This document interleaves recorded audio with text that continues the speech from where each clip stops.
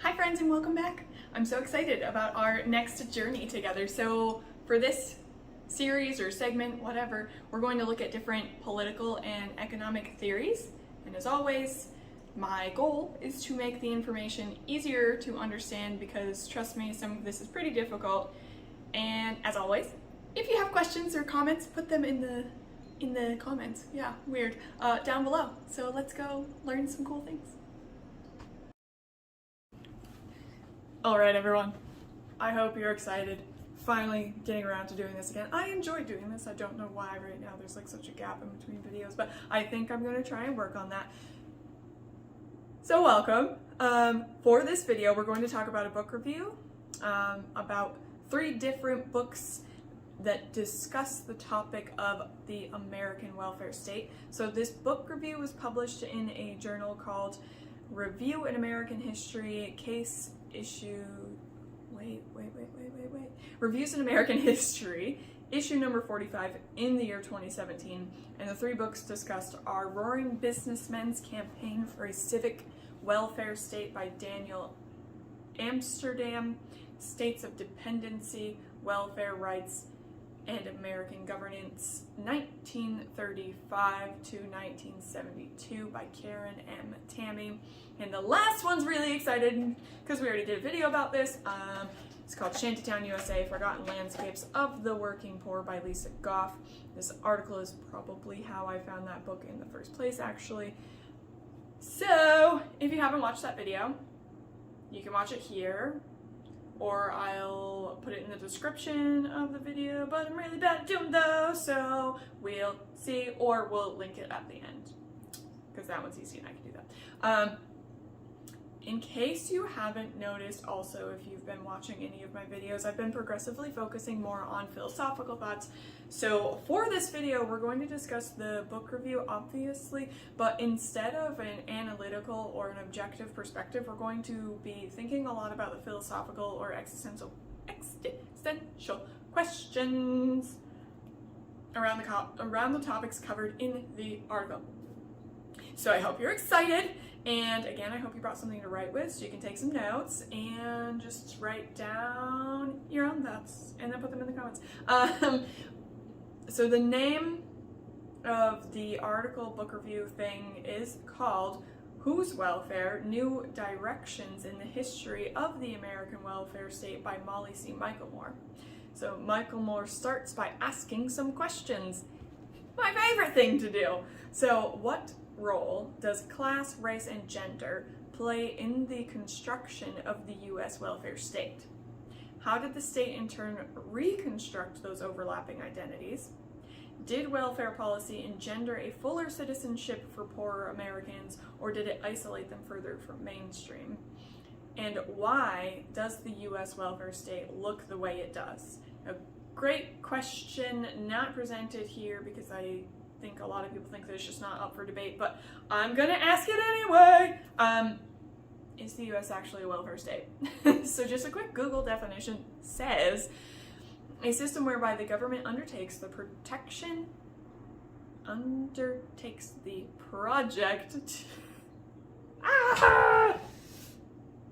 a system whereby the government undertakes to protect the health and well-being of its citizens, especially those in financial or social need, by means of grants, pensions, and other benefits. The foundations of the modern welfare state in the U.S. were laid by the New Deal program of President Franklin D. Roosevelt. We'll touch on that a little bit in the end. But by this definition, you can certainly make the argument that we are in fact not a welfare state. So our largest government expenditures are Social Security, Medicare, and then the military. Yes, we're not arguing this point. Is the purpose of that spending to protect the health and well-being of its citizens? Are private businesses profiting from those programs? Is that why those programs exist? So Michelmore explains that a lot of work on things like people's movements pointed out that, quote, history of U.S. social policy is marked by a tradition of middle-class reform that is for, but not of, the classes it purports to uplift. So this is actually Exactly like a quote from one of the studies I talked about in a video about homelessness, nothing about us without us. So outsiders coming into a community and telling the people, the local people, what they need to do to improve things without any regard to what the people say or need. So who knows better how to make your home more homey for you? You, or an interior designer that knows nothing about you at all. These middle-class experts crafted policies based on their internalized prejudices that even today, quote, offer the poor and working classes only a thin and contingent variety of social citizenship. So back to the question posed at the start of the article. Do these policies offer further citizenship? And my follow-up question, is that actually the goal? During what period of American history has there been an emphasis on expanding or having a more inclusive citizenship? Are people who view themselves as better than certain portions of the population invested in uplifting those persons, especially if they believe they might lose something from more people being in the same position as they are economically? All right, yay! Now we're going to talk about shantytowns again. One of the main points Goff is making in that book is middle-class and elite erasure of shantytowns from the history of the United States has been used to bolster this narrative of liberal progressivism. So the depiction of living quarters like shantytowns is often used to denigrate other countries and emphasize how grateful you should be for living in the developed world. But here I would like to ask you, what is the difference between a shantytown and a tent city? How does a welfare state have over 500,000 people without a home or without a house, without a consistent place of shelter, and almost 3 times that many people in prison? So Goff argues that by rediscovering the lives and living situations of the inhabitants of shantytowns, we can restore them to the center of their own history, as well as really consider how our current urban landscapes are organized. So while shantytowns were industrious, practical solutions to housing workers at the time, it was viewed as a destitute, miserable existence to the middle and upper classes, which is obviously not to say that shantytowns are an ideal housing situation, but that they did offer inhabitants more agency and autonomy than are granted to the people today who are forced to live in shelters and other forms of transitional housing. So again, the same thing we see today, like nobody wants to see the eyesore of homelessness, just know, but like nobody wanted to see the eyesore of shanty towns, but at the same time, because you cannot profitize people living off the grid, so to speak, so the people living in tent cities or those people living in shanty towns, today we send the police out to throw away their only possessions and force them into, like, to be constantly on the move with, again, without a stable place to reside. So which is better, a shanty town or a tent city? From your point of view, what is the difference? For the next book covered in the book review, Daniel Amsterdam chronicles the ideologies of elite business people, which is going to be generally men during that time, prior to the New Deal. So exactly, I'm just going to keep saying exactly like we see today, because what's different? Through studies of Detroit, Philadelphia, and Atlanta, Amsterdam explains how policies for city beautification used tax dollars to create improvements that financially benefited those same urban elites. So the difference between then and now, according to Amsterdam, is that during that time period, those policymakers and businessmen were very upfront and open about who was fundamentally benefiting from those city improvements. In today's society or in the media, we don't see that type of candidness. All of these city initiatives are aimed at helping the disadvantaged, while they know full well that it will do nothing to change the status quo. Amsterdam pointed out that the insistence on state and local government control of welfare, which was intended to halt any form of national welfare system, actually backfired and enabled the creation of exactly that. So with the 1929 stock market crash, local governments found themselves unable to provide for their communities which necessitated the intervention of the federal government in the form of the New Deal, aka our current welfare state. So by openly enacting policies to further their own economic well-being at the expense of the people's, those business leaders and policymakers had a direct hand in creating the exact thing they sought to avoid: federal intervention in welfare distribution. So when you think about the differences between local, state, and federal policy, where do you think the most impact comes from? And also, where do you think that it should come from?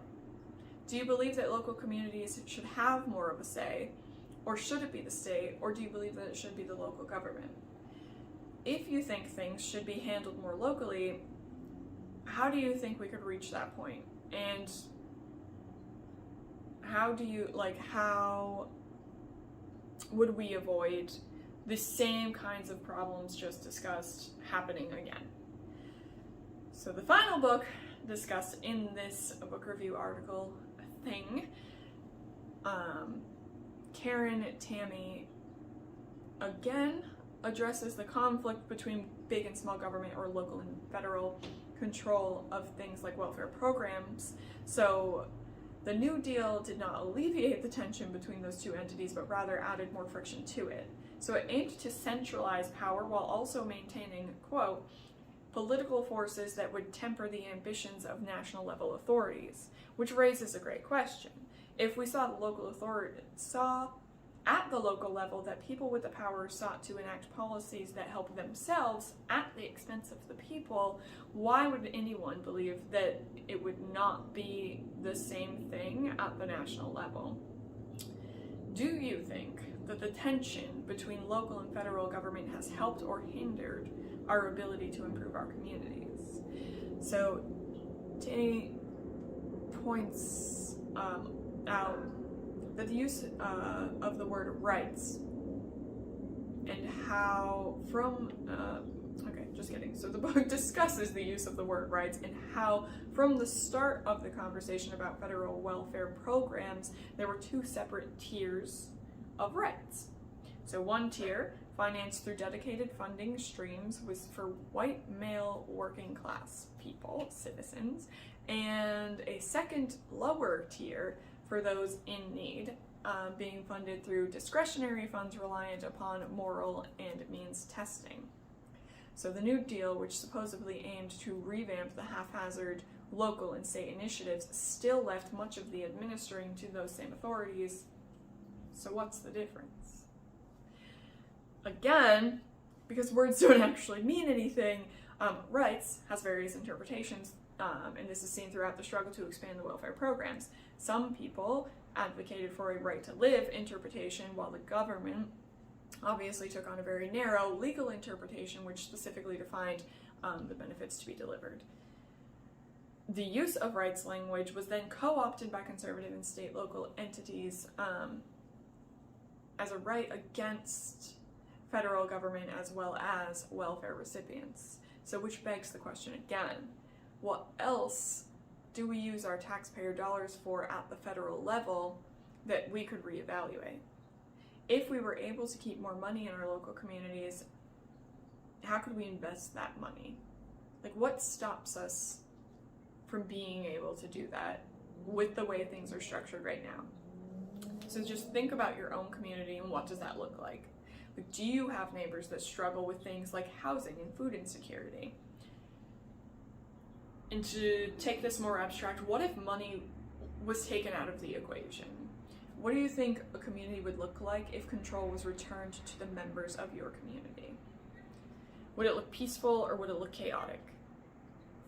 If, in the absence of money or centralized power, you picture a world of chaos, what things have you been told that maybe you can question how true they really are? So again, bigger questions. Is humanity inherently bad or evil? If they are, how did we reach the point where we're at in society now? So if humanity existed for thousands of years before this iteration of society, how did progress occur? To take it back to the start of these book reviews, is the state the most effective means of providing for ourselves and our neighbors. When you think about these things, what type of things do you envision that we could do better? It's a lot of really deep questions. My favorite kinds of questions, the only ones I like answering. Just kidding. Sometimes it's nice to have an easy day. But if you made it this far, thank you. You're wonderful. I love you. You are a beautiful slice of the divine. Just like me. Woohoo! Look at that. Okay. That was not left field, right field. Out of this ballpark. Anyway. I hope you wrote some of those things down, and I hope that you continue to think deeply about the world that we live in and what ways that we can collectively and individually work to make it a better place. Until I get around to doing this again, go forth and do good things. The Duchess says bye too. Come on. She hates when I do that. Maybe.